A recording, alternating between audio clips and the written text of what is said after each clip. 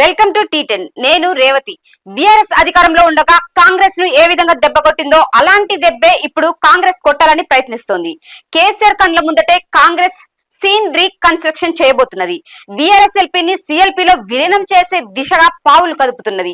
ఆ పార్టీ ఎమ్మెల్యేలు దశల వారీగా కారు దిగి హస్తంగుట్టికి చేరుకునేలా వ్యూహ రచన చేసింది. అందుకనుగుణంగా ముఖ్యమంత్రి రేవంత్ రెడ్డి, డిప్యూటీ సీఎం మల్లు భట్టి విక్రమార్క పావులు కదుపుతున్నట్టు విశ్వసనీయ సమాచారం. అసెంబ్లీ ఎన్నికల్లో కారు గుర్తుపై 39 మంది ఎమ్మెల్యేలు గెలిచారు. అందులో Banswada MLA Pocharam Srinivasa Reddy, station Ghanpur MLA Kadiyam Srihari, Khairatabad MLA Danam Nagender, Bhadrachalam MLA Tellam Venkata Rao, Jagtial MLA Sanjay Kumar, Vikarabad MLA Kale Yadaiah ఇప్పటికే హస్తం గూటికి చేరారు. ఇంకా 30 మంది ఎమ్మెల్యేలు ఆ పార్టీలో కొనసాగుతున్నారు.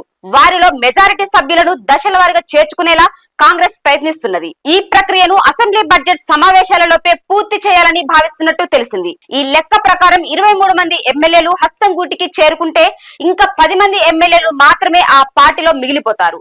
దీంతో బీఆర్ఎస్ ప్రతిపక్ష హోదా కోల్పోతుందని రాజకీయ విశ్లేషకులు భావిస్తున్నారు. 2018 అసెంబ్లీ ఎన్నికల్లో కాంగ్రెస్ పార్టీ 18 స్థానాలను గెలుచుకుంది.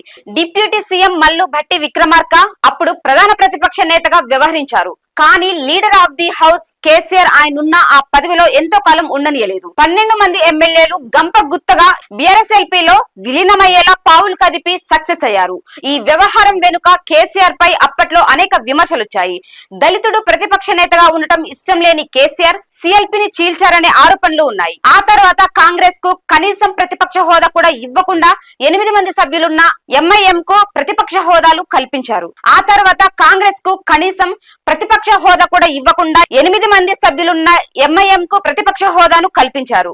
అప్పుడు గులాబీ దళపతి వ్యవహరించిన తీరే ఇప్పుడు ఆయన మెడకు చుట్టుకుంటున్నది. హస్తం పార్టీ అధికారంలోకి వచ్చాక బీఆర్ఎస్ నుంచి కాంగ్రెస్ కు వలసలు ప్రారంభమయ్యాయి. దశల వారి చేరికలతో 39 ఎమ్మెల్యేల సంఖ్య 10కి తగ్గిపోయే ప్రమాదం బీఆర్ఎస్ కు ముంచుకొస్తున్నది. ప్రస్తుతం ప్రధాన ప్రతిపక్ష నేతగా కేసీఆర్ ఉన్నారు. తొలి శాసనసభ సమావేశాలకు ప్రతిపక్ష నేత హాజరు కాకుండానే ముగిశాయి.